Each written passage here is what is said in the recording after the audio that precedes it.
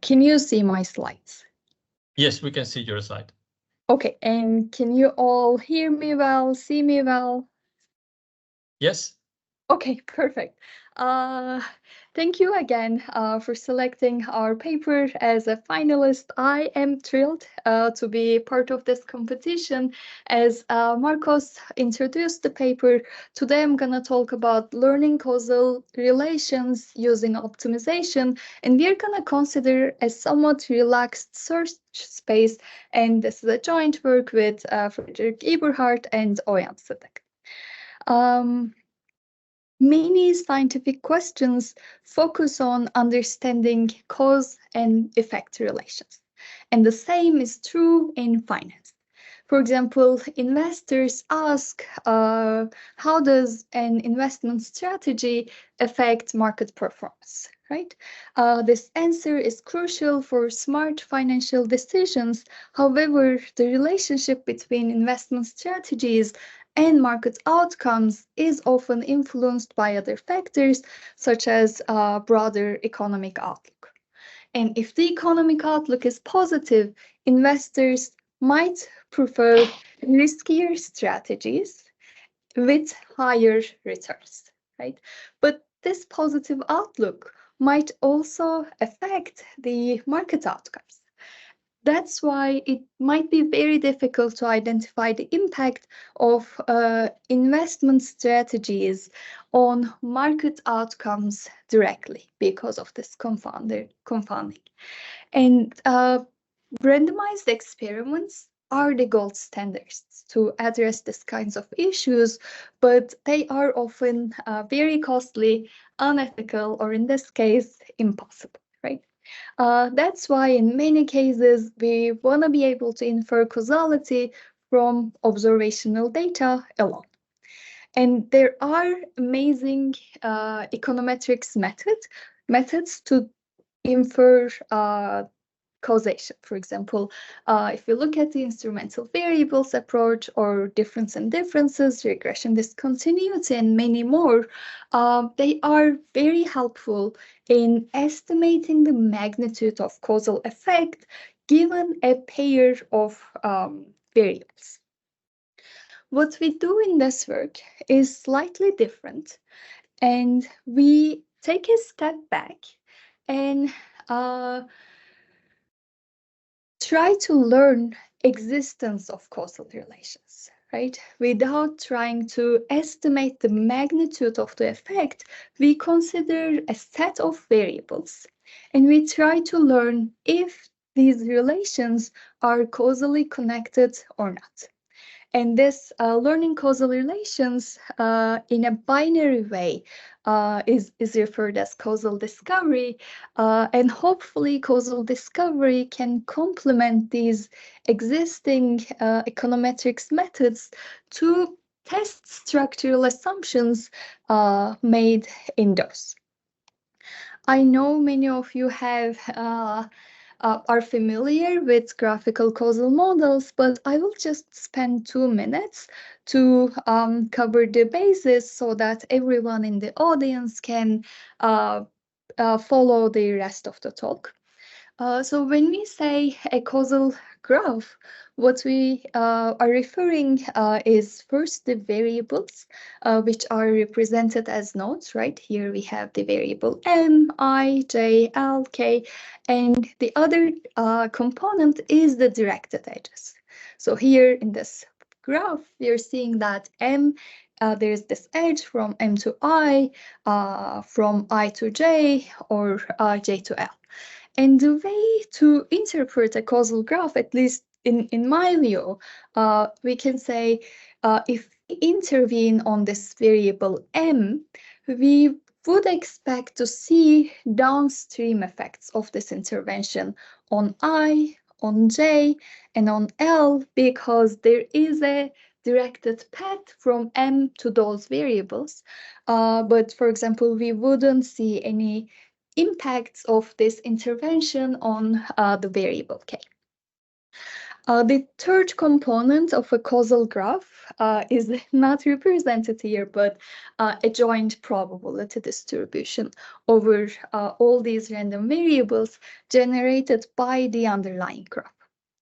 And based on the connection between the causal structure and the resulting data distribution, many causal discovery algorithms, including the one that I present here, exploit the independent structure seen in the data to infer the underlying causal relationships. And one of the central concepts required for this inference is the notion of deseparation, which can be thought of as the graphical counterpart to probabilistic independence.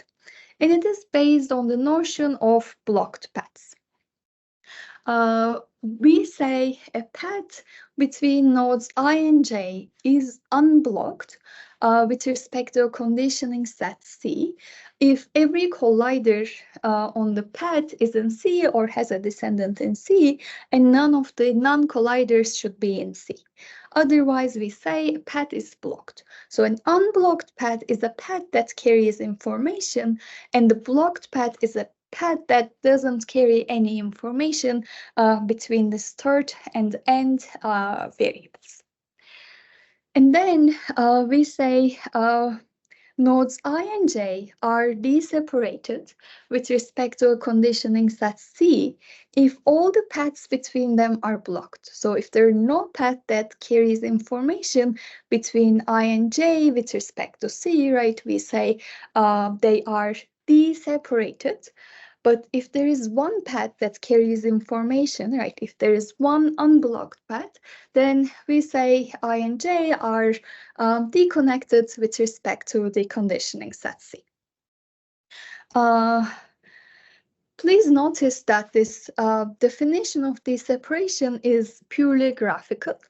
And under some assumptions, basically causal Markov assumption and the faithfulness assumption, we have this one-to-one correspondence between conditional independence or probabilistic independence and what I call graphical independence, right? And the high-level idea of causal discovery is to start from observational data, right?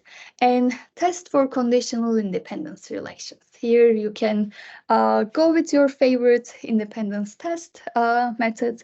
And after you have all the independence-dependence relations, then a causal discovery method would take these as an input and try to learn the underlying causal graph as much as possible.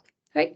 And in this work, we are also focusing on the second step where we take the independence relations as given and try to find a graph that is as consistent as possible with these relations. However, we have this caveat where many of the causal discovery algorithms won't be able to identify a unique graph. They will be able to identify graphs up to an equivalence class, right? Markov equivalence classes, and our method will also do the same. Causal discovery is a very active field of research, especially in computer science, and we have some famous algorithms like the PC algorithm, for example, where we learn the causal relations over a directed acyclic graphs. Directed acyclic graphs are amazing, but they come with certain restrictions. The first restriction is tags do not allow for feedback cycles, right? If we consider this example where investor mood is affecting stock prices and the stock prices is affecting the investor mood again, right?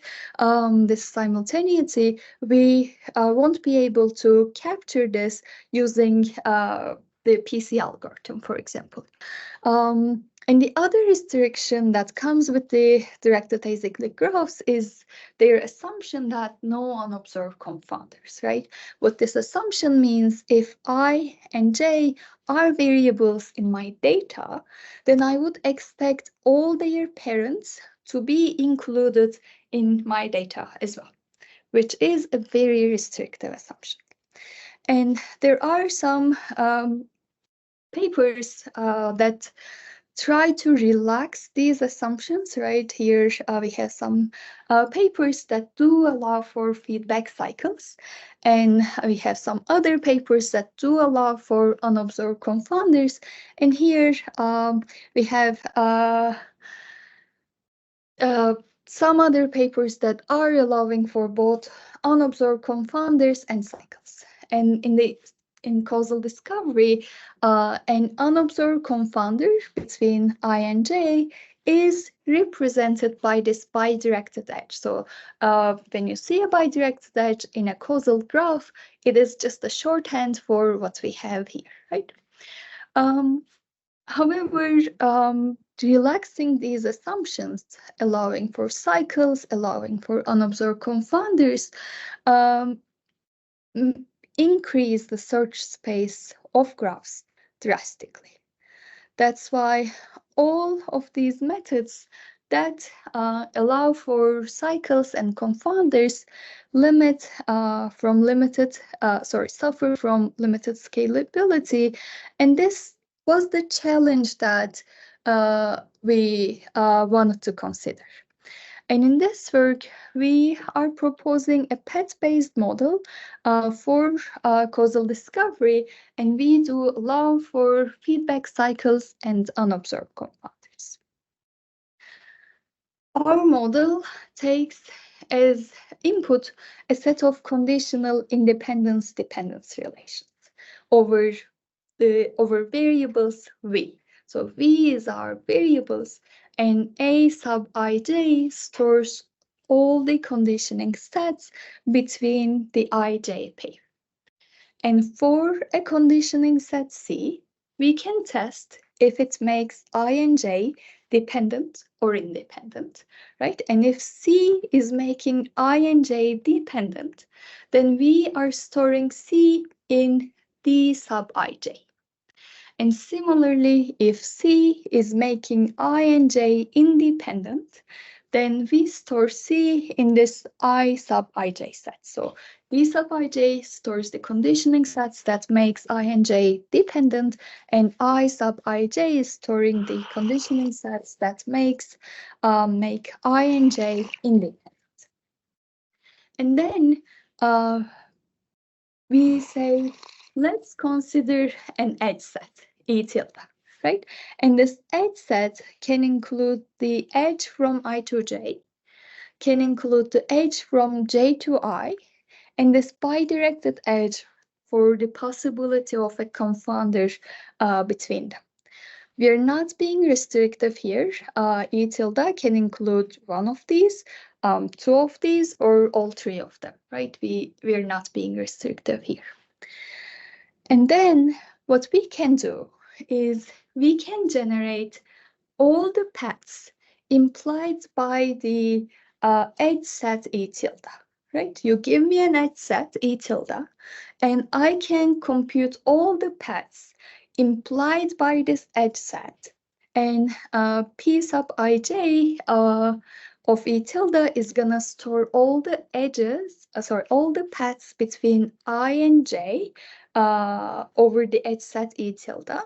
And this set P of E tilde is gonna store all the paths in my graph when I include all the edges in E tilde, right? And then for each path, we can check for certain parameters. First, I can check if a path is deconnected or deseparated, right? And I use this alpha parameter to store this information. So we're gonna say the path P between I and J is deconnected with respect to the end conditioning set, right? If it is deconnected, then the value of alpha will be 1. If not, it's gonna be 0. And similarly, we have this phi variable, and its value will be 1 if the edge E is in path P, and 0 otherwise, and we have this L sub P parameter to store the number of edges in a path, length of the path. So these are just parameters that I can easily compute. And we have some decision variables. So we are going to an integer program here. And I have 3 decision variables. The first decision variable is x sub e, and this is going to take value 1 if the edge e is selected to be present in the final graph, or 0 otherwise. So x is for edges, we have y sub p, and this is gonna take value 1 if the path p is included in the final graph and 0 otherwise. And the final variable we have, and this is an important one, this is for keeping track of the inconsistencies between the probabilistic independence relations and the d-separation relations implied in the graph. And we say this error variable will take value 1 if the returned graph is not consistent with the probabilistic independence-dependence relation, right? So this is our IP formulation for this, and at a high level, our model conceptualizes the search space of causal graphs as combination of paths, and we aim to select a set of paths such that the resulting graph minimizes violations of the input independence-dependence relations. So here we are minimizing the error term, right, number of violations, and we have these two set. We have this set of constraints where in first two we are trying to enforce a coherence between the selected edges in the selected paths. So we are saying if all the edges in a path is included in the graph, then we have to make the model realize that path is also included in the graph. And in the second constraint, we are saying if for a path, if we have one of its edges missing, then the model should be aware that that path is not included, right? Here, just we are trying to connect the edges being included with the paths being included. And then we're counting the inconsistencies. The way we do this is as follows. So for an independence relation, right? We say we are making an error if we are including a D-connected path. So if the left-hand side, right, is 1, then z variable will take value 1, and we are going to acknowledge that we are making a mistake. We have independency, but we are including a D-connected path here. And similarly for dependencies, right, we are saying we are making an error here if we have dependency, but if we fail to include any of the connecting paths. So if the left-hand side, the summation here is 0, if there is no unblocked path being included, right, the z has to be 1 to acknowledge that we are making a mistake. And we are trying to minimize the errors that we are making. So basically, this is our loss function, right? And this model has some nice features. For example, you can easily incorporate additional background information using this decision variables, x sub e or y sub p. So if you know that a certain edge is present, right, we can just enforce the corresponding decision variable to be 1. Or if you are sure that a certain edge is not present, then we can also enforce this. And the same is valid for the included paths as well. And we show if the independence relations are error-free, which is a big if, And we have another big if edge set E tilde is complete. So if you give me the complete set of edges in a graph, then this IP integer programming formulation will return a graph that is Markov equivalent to the true data generating. This is good, but number of paths over the complete set of edges is just so big. And this method, that's why if we consider all possible edges, won't be, we will also suffer from the scalability issues. So the next question we asked was, can we identify a subset of promising edges instead of considering all possible edges? And for promising edges, we consider two criteria. We want to include edges for which we have statistical evidence of their presence through the independence-dependence relations. And we also want to include the edges whose inclusion in the graph would help us improve the loss function. We said that we have this objective of the integer programming formulation, and it is our loss function, and we try to identify the edges so that when we include them in the final graph, the loss function would improve. And what we did was to design an iterative edge generation algorithm where we start with a set of edges, E tilde, and then solve the IP over it, find a causal graph, take a look at the errors we are making, and generate new edges. Then we fill them in the methods, and then we solve the causal discovery, the IP formulation again, and we keep iterating until we find the optimal graph. And we were able to show that the same theoretical guarantees are preserved here, and when we use the edge generation method, the algorithm will terminate again with a graph that is Markov equivalent to the true data generating graph, and we hopefully will be considering a small subset of the complete set of edges. Let me show you a little bit of evidence on the computational performance of our method. So EdgeGen here is our method, and we implemented these three methods. All of them allow for cycles and unobserved confounders. We also created this additional method by combining the methods in these two papers. And I think what we are seeing here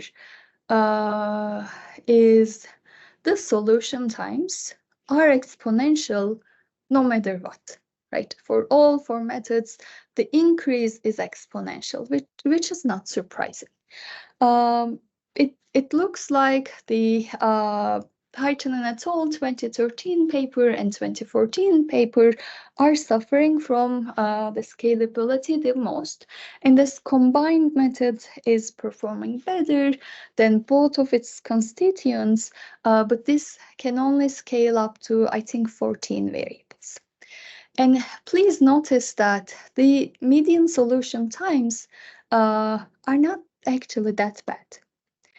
But the main issue in most of the instances is not the solution times, but the memory usage.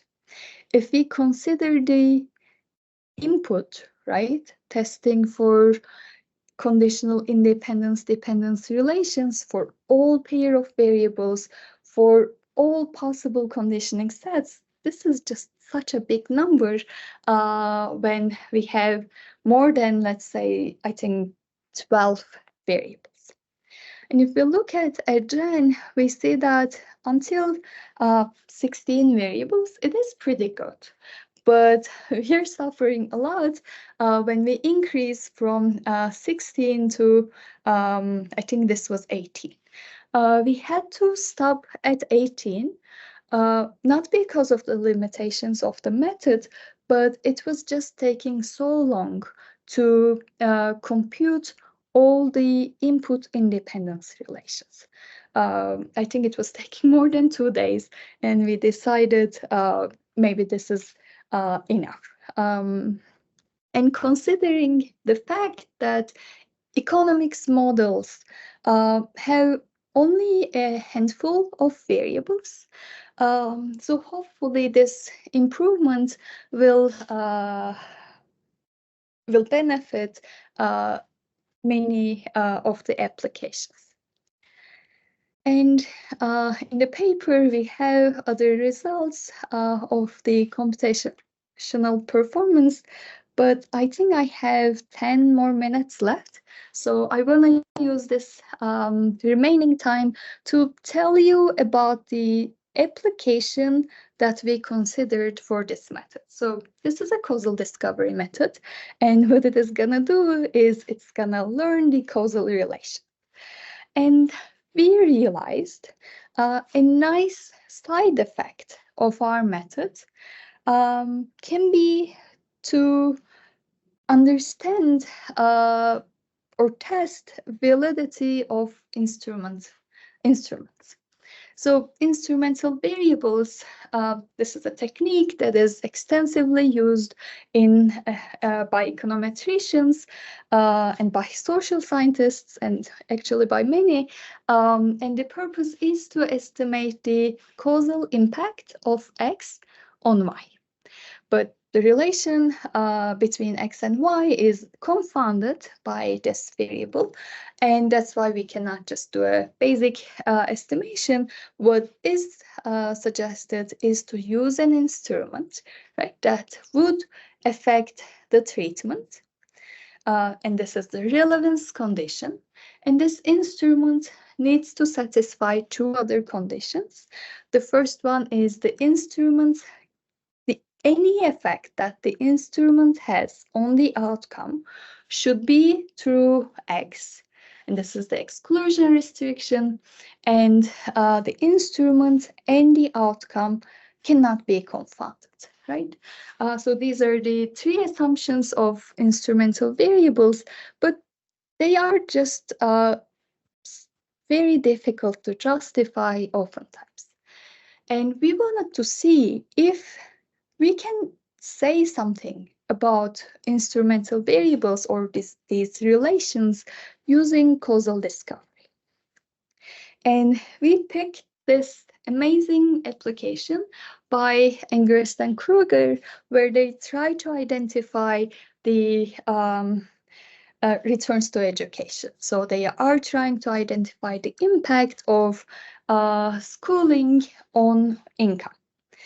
But of course, this is like there are so many confounders here. You can think of family background as a confounder. You can think of one's intrinsic abilities as a confounder. That's why this is a very difficult task. And they suggest using the instrumental variables technique here, and they propose this amazing instrument where they say quarter of bird might be a valid instrument in this setting. And they argue that compulsory schooling laws in the US require students to stay in school until a certain age, 16 or 17, depending on the state. And they say because of this, because of the compulsory schooling laws, students who were born in the first quarter will turn 16 or 17 before completing that education year, and hence they can drop out sooner. But for students who were born in the fourth quarter, they have to wait until the education year is over, right? Before they reach to that age, that's why they have to complete that school year. And they have some evidence on the evidence showing that this is actually happening, right? Here we have in the blue, we have students born in fourth quarter, and in yellow, we have students born in first quarter. So we do see a difference. And they argue birth dates are random. And that's why birth dates are uncorrelated with unobserved confounders. So exogenate assumption is satisfied. And they also argue birth dates doesn't affect income in any other way. Okay, so we have the exclusion restriction. So this is the graphical setting of an instrument, right? Quarter of birth is affecting education, and they say because of the compulsory schooling laws, we have the relevance assumption satisfied, and quarter of birth is random. That's why exogenate assumption is satisfied, and lastly, it doesn't affect income in any other way. That's why the exclusion restriction is satisfied. This choice of instrument has been a subject of intensive debate. And one of the papers by Bond et al., they argue that the correlation between quarter of birth and education is extremely weak. Even minimal confounding can lead to very biased estimates. And the second criticism raised by Buckles and Hammerman, they argue that quarter of birth might not be random after all. And this is very surprising. They show that white mothers with higher education levels tend to time their pregnancies more, so that the children are born during the summer months. And this is, in a way, is violating the exogenate assumption. And we wanted to see what we can tell in this very setting using our method. What we did was we considered the original data used in this Engers and Kruger paper. We focused on the 1980 census, which included more than 300,000 individuals, and we considered 6 variables included in that data: quarter of birth, education, income, race, marital status, and location.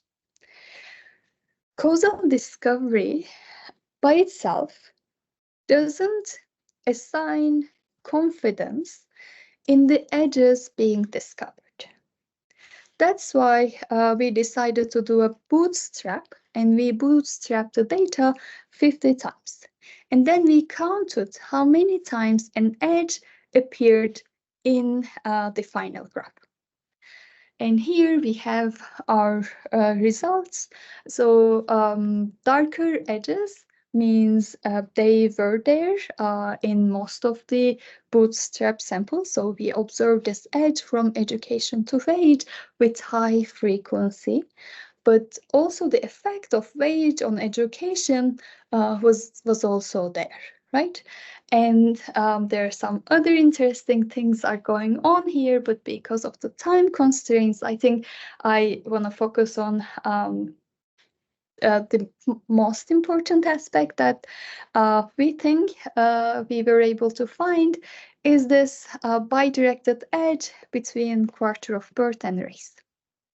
So this is the exact criticism raised by Bond et al., saying maybe maternal characteristics are a confounder between quarter of birth and the race. And then we repeated the same analysis for different tuning parameters. So we used here the for independence tests, we used BIC scores and we penalized the model more, right, as we go here. So models will become sparser. And but among other things, what we found was this edge from quarter of birth to education was one of the first ones to disappear when we penalized the model more. And maybe this was the criticism raised by Buckles and Hangerman. We were very surprised and amazed to see all these results and the fact that we were able to recover or reproduce these results using causal discovery. I believe causal discovery can be a helpful tool for social scientists and economists to see if the assumptions of their models are satisfied. And I think it can complement the existing econometrics approaches very nicely. To conclude, in this work, we proposed a path-based causal discovery algorithm where we allow for cycles and unobserved confounders, and we considered an application to gain insights into instrument validity using our method. Going forward, I believe causal discovery might become an essential tool in financial data analysis, considering the highly regulated nature of finance. Unlike many black box machine learning methods, causal discovery is interpretable and can provide a clear causal understanding of complex market interactions. And in particular, our method has certain I think it can provide other advantages because the method that we proposed here can accommodate feedback cycles and unobserved confounders, and hence it might increase the applicability and relevance of causal discovery for financial data analysis. With this, I want to conclude my talk. Thank you for listening, and I am happy to take your questions. Thank you very much, Professor Kaynar, for this very clear exposition and the example that motivates the model. Let me open for questions from the judges, and if we have some time afterwards, we will take also questions from other attendees. Professor Imbens, please.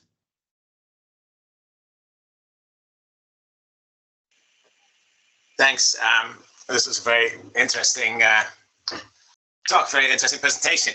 Because I was very, very pleased to see the Angris Kruger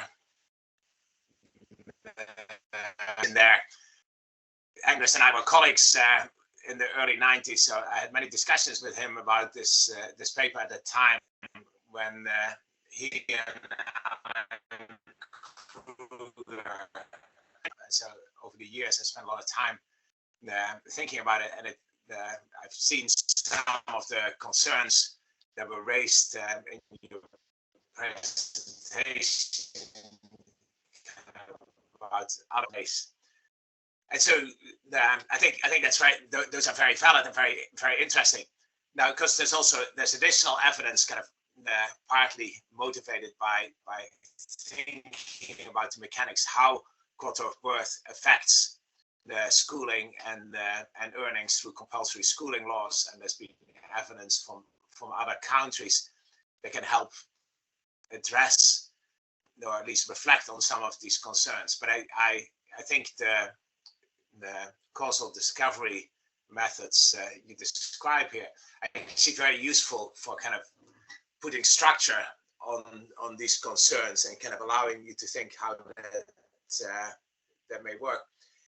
And so one sort of I really like the presentation. I think this is a great set of methods that clearly would be useful to see applied more often in economics and other social sciences. So one question is, do you think this would complement sensitivity analysis, where people try to work directly with looking at these alternative mechanisms and put magnitudes on how big they think these alternative mechanisms are? Here, in the causal methods, you don't really try to use any of the substantive knowledge. And the quotes you gave partly suggested that when economists use these instrumental variables methods, they really try to rely on substantive knowledge about what the and it would seem that those are complementary to some extent. Yes. So I'm not sure this is a very well-defined question, but I think there's a lot of interesting connections to make to other parts of this literature here. Yes, yeah, I definitely agree. I think background assumptions or like background knowledge, right, is a big part of this. And for example, what causal discovery cannot do is to suggest you a good instrument, I think, because, for example, in this like census data, right, we wouldn't have quarter of birth by itself. Someone had to think very clearly about it and come up with that very clever instrument.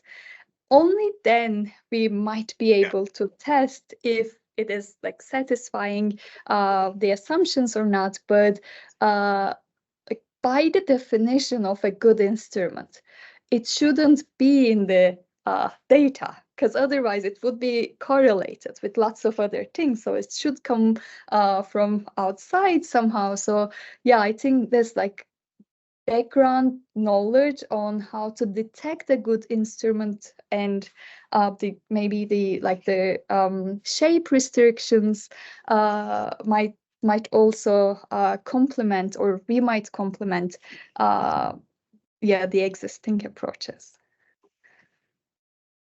Thanks. Thank you very much. Is there any other question from the judges?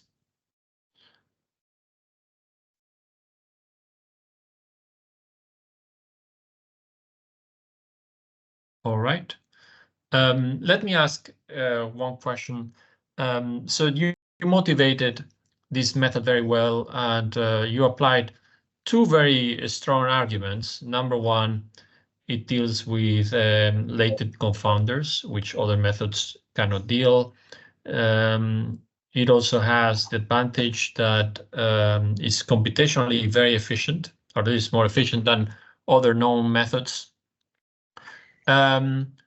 So tell us a bit about what are the big caveats in your view? In what cases, in what instances, this method might lead us to the wrong conclusions, and in what cases, what are the most important aspects of a problem that would indicate that this is a solution that should not be utilized? This is a very good question. Thank you, Marcos. What I can tell is the density of the underlying graph is a factor affecting the accuracy of the method. This partly due to independence relations. I think independence and dependence relations tend to have more errors when we consider denser graphs. So the input will not be accurate, and also the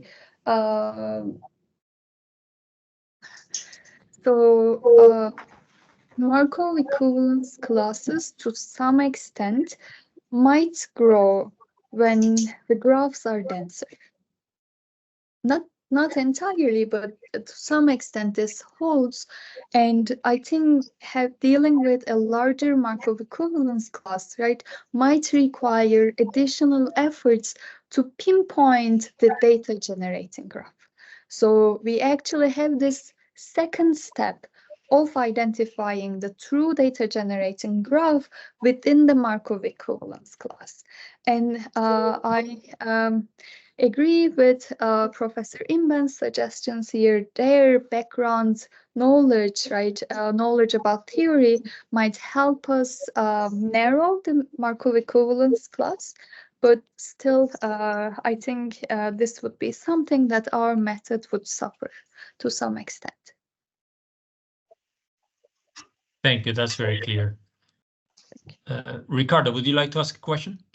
I have a short question. First of all, I really like the talk. Thank you very much. Really interesting.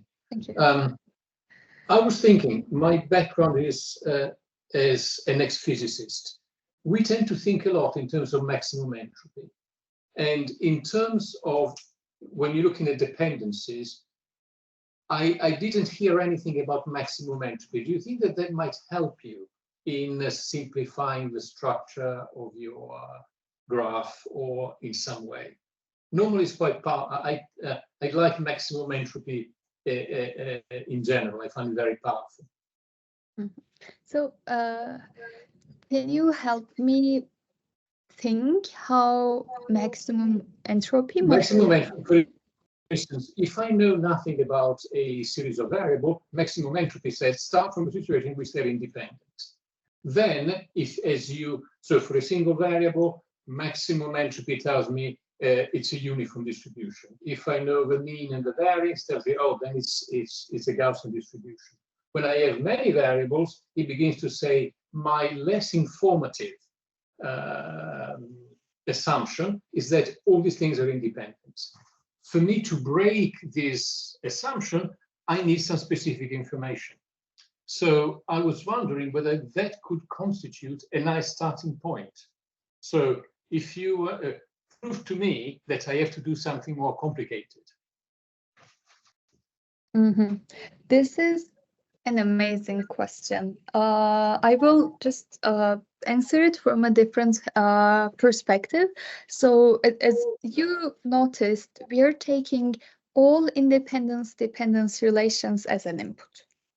And this is one of the main reasons why scalability is so hard to achieve, because we're just considering so many independence-dependence relations. And we also talked a lot about this to see if we can select certain independence-dependence tests that would help us identify the graph quickly, rather than considering all possible independence sets.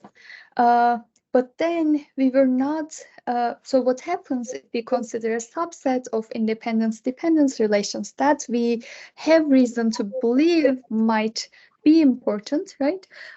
This would just increase the size of Markov equivalence class, because whenever there is new dependency information, this is going to help us orient certain edges more. And the size of Markov equivalence class is gonna get smaller.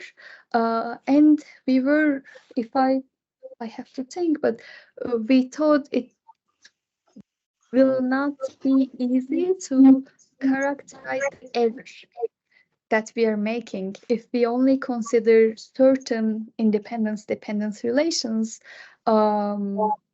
without considering all. So that is something that we didn't analyze any further, but I think this is a very important question. If we can find ways to select good subset of independence relations, that would just increase the scalability of these methods so much. That's what I was thinking. Yeah. Thank you very much. So actually, I have one more question, if I may. Early on, you mentioned synthetic controls as another kind of these econometric methods where the causal discovery algorithms may be useful. But you didn't actually come back to that. Do you have any comments on that or insights in that? This is a very good question, and this is something that I am thinking about, not working on actively, but so with the synthetic controls, right?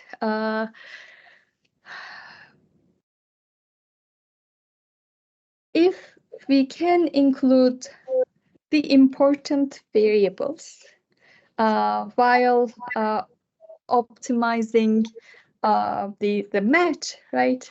I think that might be super helpful.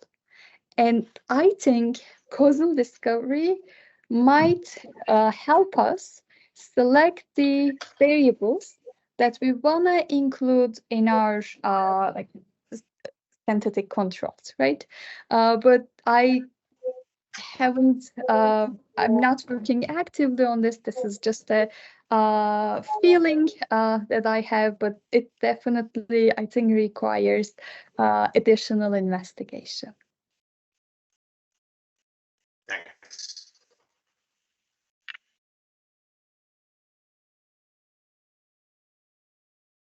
Very good. Do we have any other questions from the judges?